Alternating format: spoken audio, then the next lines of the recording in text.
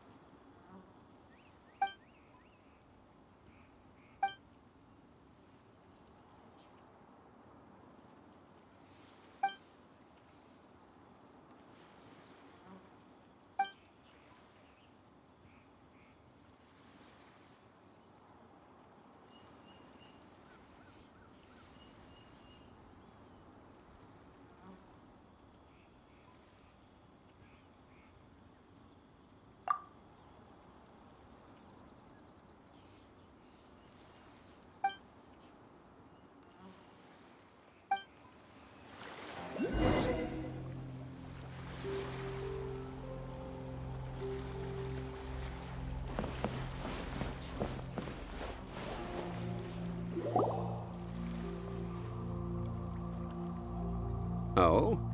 I didn't think I would see you here. Are these two your friends? Yes. We had the fortune of meeting not too long ago. They are quite a knowledgeable and talented pair, and a pleasure to be around. Traveler, we were just discussing the history of Rex Lapis. Would you like to listen? This, good sir, seems not to appreciate the almighty power of the Lord of Geo. As a professional archaeologist, I'm inclined to correct some of his erroneous views. We are discussing the whereabouts of the first mora. As everyone knows, the Lord of Geo taught the ancient people of Liyue the craft of smelting, creating goods that allowed them to develop trade with the early nations of that time. Today, Liyue holds the sole right to cast mora in the entire continent of Teyvat. The world's very first mora should have been cast by the hands of the Lord of Geo himself thousands of years ago. According to my research, as well as my own hypothesis, I believe that this coin of unique historical significance has been passed down secretly through the years as a kind of token. For example, perhaps the Qixing who control the Liyue use it in some kind of unknown ceremony they hold when they come to power. No. My research indicates that the first mora coin is not such a simple thing. Mora is a catalyst. This we all know. Even today, mora is used in the mystic arts for its curious properties of weapon enhancement. The world's first mora would no doubt possess the strongest power. My next historical treatise will boldly expound on the newest findings from my intense decade-long research. That is, that the Lord of Geo used this original mora as a catalyst to enhance a dagger and a sword.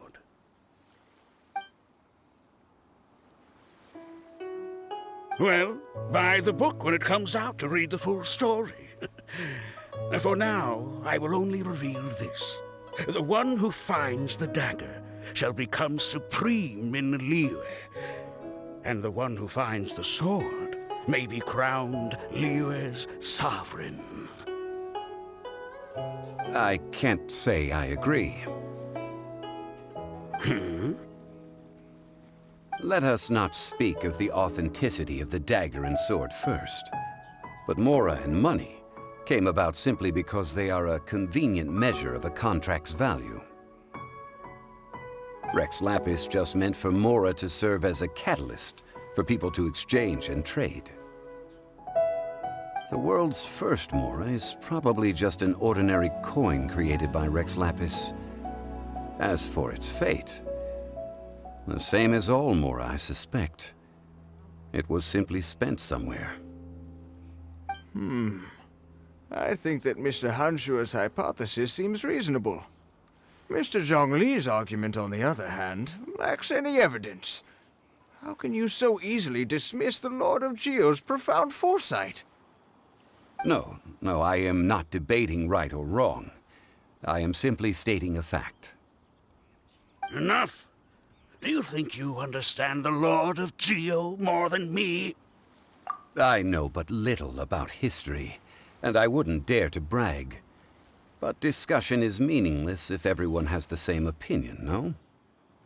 Well then, answer me this. Long ago, when Liyue Harbor was being constructed, the Lord of Geo taught the people how to build houses. The model home he used to teach them was completely cast from mora, correct? That is correct, indeed. Okay, then tell me. Why would the Lord of Geo do something so extravagant if not because of the mystical power that mora contains? There's a simple explanation, really. To the god of wealth and commerce, what material is easier to get than mora? Oh. I mean, I am talking about Rex Lapis. Excuse me, sir. I have some questions about archaeology. Can we find somewhere quiet to chat? I mean, if it's okay with you. Oh, it's no problem at all. But may my friend accompany us? Perhaps they could be of some help. Of course. They can come if that's what pleases you, sir. Let's go.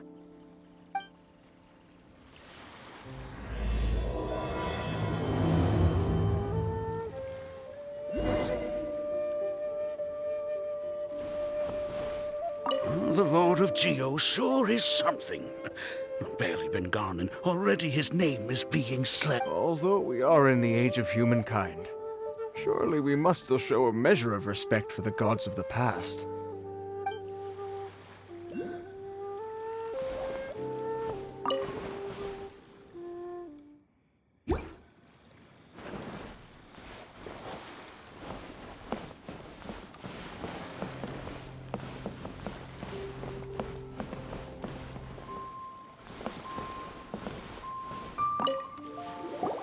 What I'm about to say is a bit disrespectful of the Lord of Geo and would draw a lot of angry looks. So it's best to discuss this somewhere quiet. Your argument just now exhibited acuteness of speech and thought. Most importantly, you don't fall for the boasting and acting of the others. You remain objective. So I have a question for you. Perhaps you will answer differently from other scholars. Do you think that all the gods that the Geo Archon killed were evil? Let's not analyze it in terms of good versus evil. Rex Lapis placed great importance on the integrity of contracts. So any gods he killed certainly must have broken some kind of contract.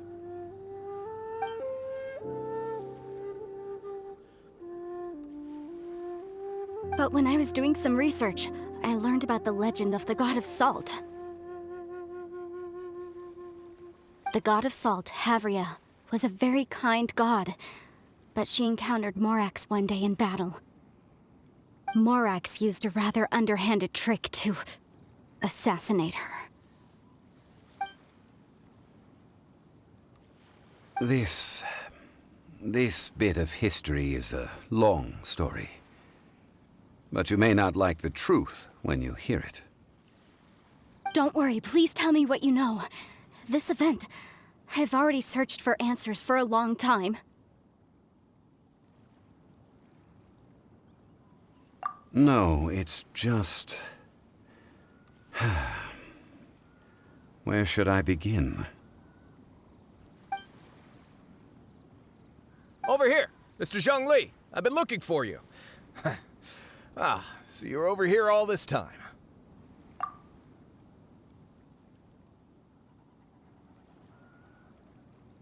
First of all, I'm not holding a weapon. There's no need to overreact now. I'm simply an archaeological researcher from Snezhnaya. I'm not here for trouble. But this time, I registered with the Liyue Ministry of Civil Affairs. I could show you the official documentation if you want to see it.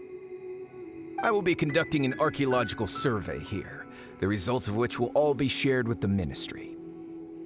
I heard that Wangsheng Funeral Parlor had a consultant named Zhongli with immense knowledge of ancient history and archaeology. So I paid Wangsheng Funeral Parlor a handsome amount to hire Zhongli as my own consultant while I'm in town. So you mean to say that this is work for the Wangsheng Funeral Parlor, yes? Well, since it's work, I don't have a choice.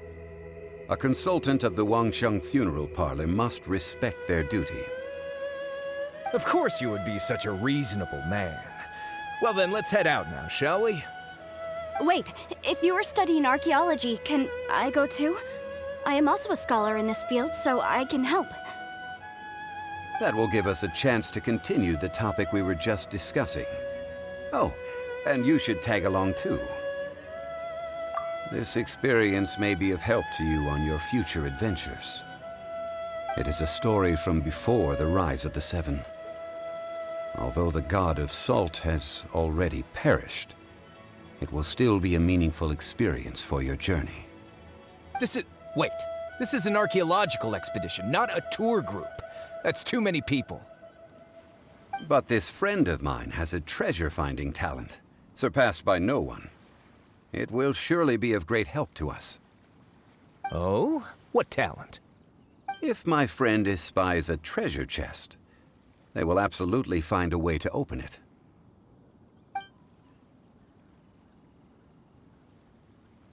Well, that is quite enticing.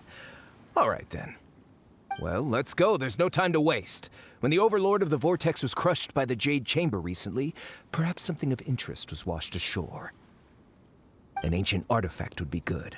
Traces of ancient activity would be great. But a piece of the god's limb would be even better. Who knows what surprises we may find.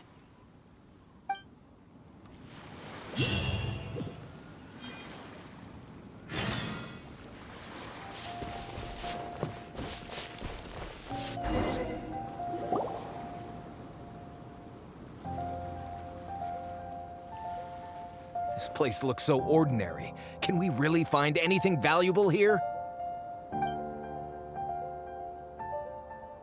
I don't mean the scenery, but rather that there should be something out of the ordinary. A big battle did just occur and all, and I don't even know where to begin looking here.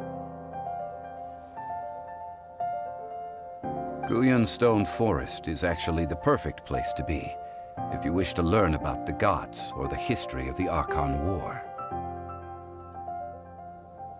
Legend has it that Rex Lapis threw spears made of large rock into the sea here, piercing and crushing the Overlord of the Vortex.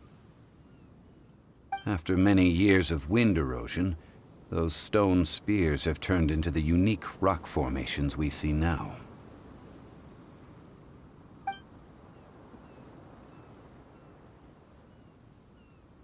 What we see now is just the part of them that remains.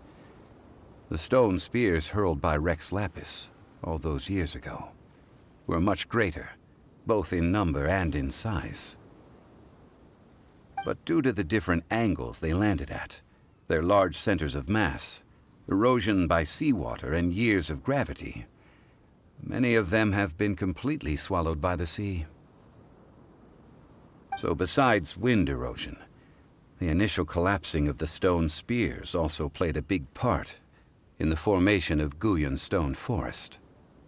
Well, a god able to fight one so powerful as Rex Lapis was certainly very strong in its own right.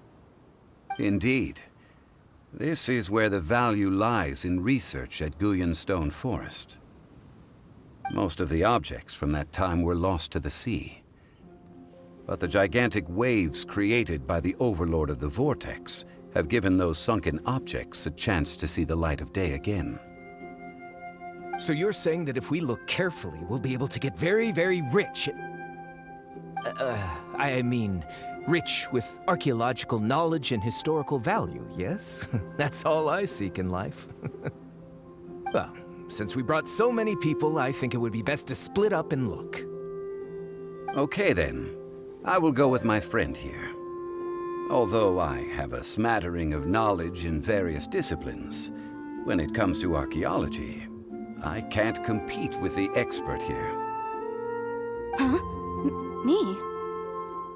What's the matter? This is your profession. Why are you so surprised? I get it. I'll escort him then. Okay. If we find anything valuable or rare, let's meet on the shore opposite from here. The ancient god probably left behind lots of elemental marks. Following them should make our search much easier.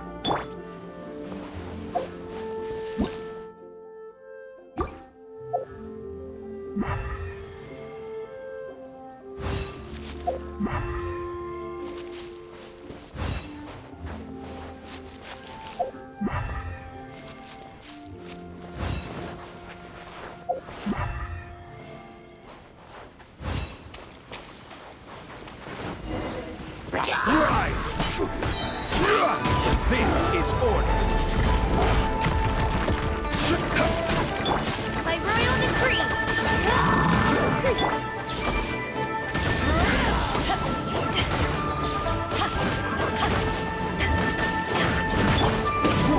Rise.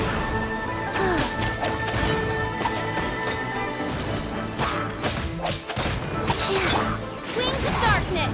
Come, sever night from day! I will have order.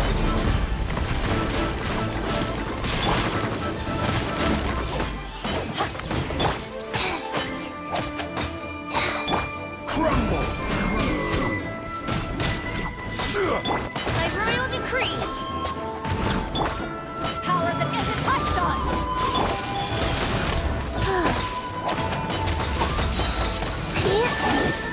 Sacred name, fortune preserver.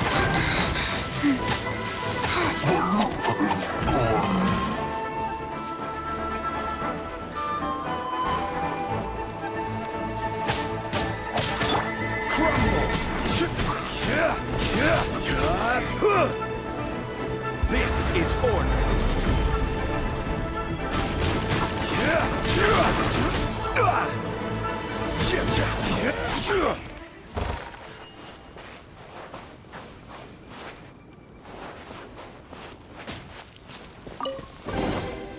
Guyun Stone Forest is a place where a god was defeated, and its remnants still affect the area to this day.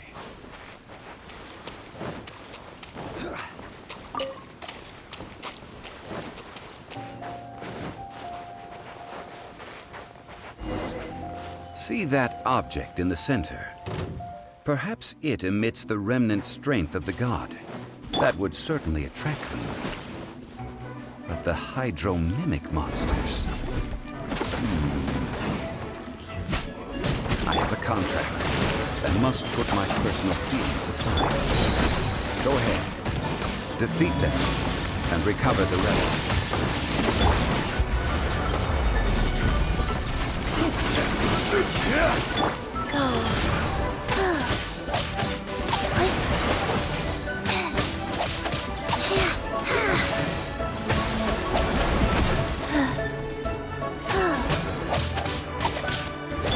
Midnight Phantasmagoria.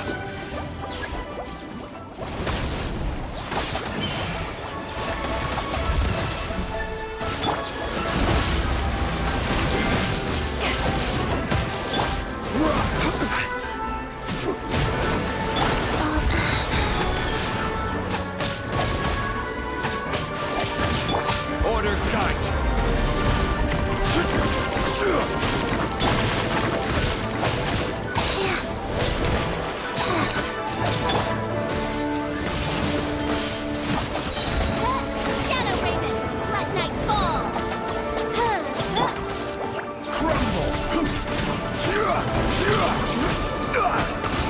just a stone slab, but its design is quite unique.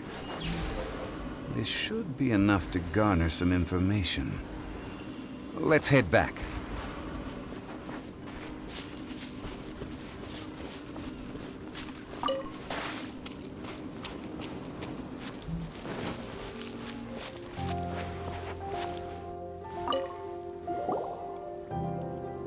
You call yourself a scholar of archaeology? You can't even recognize this or that. What are you good for?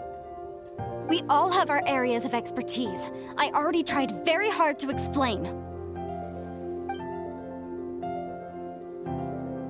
This girl just keeps bragging about how she's an archaeologist, but she doesn't even know anything about the surrounding ruins. I even know more than her. She left me to rely solely on guessing, experience, to find anything valuable to take back. Ugh, what a waste of time. I've just been researching the God of Salt, so I'm not familiar with sea relics. Is that so strange?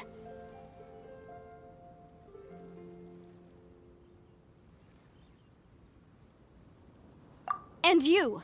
You kept asking about how much mora everything is worth. Can the value of relics only be measured in mora? Isn't measuring their value in mora the easiest way? This also matches the traditions of Liyue, does it not? Now, calm down. No need to make a fuss. We were able to bring back some intriguing objects. Let's have a look. Oh, what a shame. These objects were indeed washed ashore by the Overlord of the Vortex, but they have nothing to do with the god besides being in the vicinity at the time. This stone slab we found, however, has a mysterious pattern and faint aura of divine power.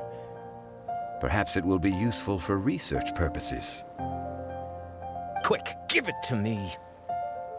At least we didn't come for nothing. The power of the gods, yes! This is good. Oh, but these other objects are certainly worth a little something, right? It should be enough to cover the cost of hiring you. It's all mine.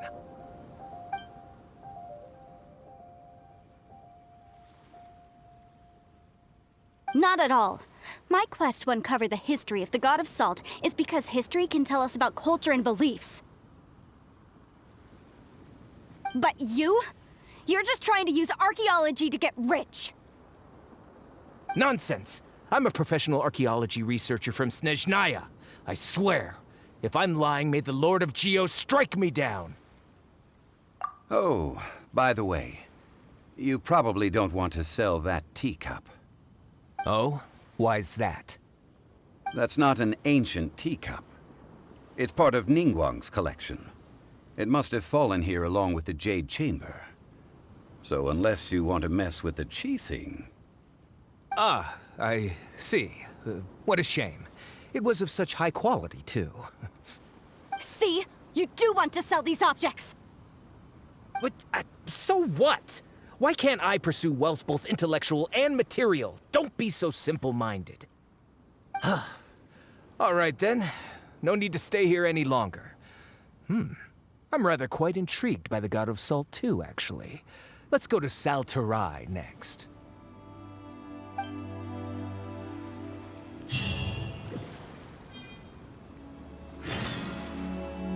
Ugh! You're simply a money grubber! And what are you, then? All you think about is digging up valuable relics every day.